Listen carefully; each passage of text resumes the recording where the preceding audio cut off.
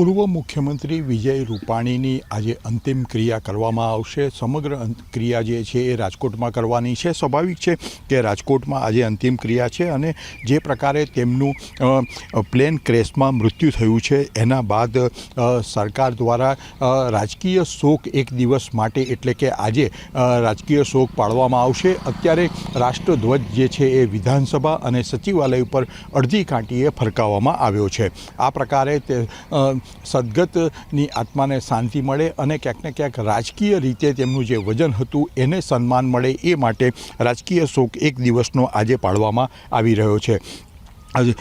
રાજ્ય સરકારની તમામ જગ્યાએ કચેરી ઉપર રાષ્ટ્રધ્વજ છે એ અડધી કાંઠીએ ફરકાવવામાં આવ્યો છે। સ્વાભાવિક છે અત્યારે જે દ્રશ્યો જોઈ રહ્યા છો એ સચિવાલયમાં ફરકતો રાષ્ટ્રધ્વજ છે તે અડધી કાંઠીએ છે અને જે પ્રકારે રાષ્ટ્રધ્વજ ફરકાવવાના નોર્મ્સ છે અને રાજકીય શોક જ્યારે હોય ત્યારે એને અડધી કાંઠીએ ફરકાવવામાં આવે છે।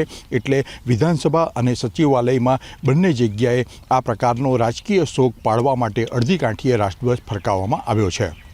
કેમેરામેન રમેશ ટુડિયા સાથે હિતલ પારેખ, જી મીડિયા, ગાંધીનગર।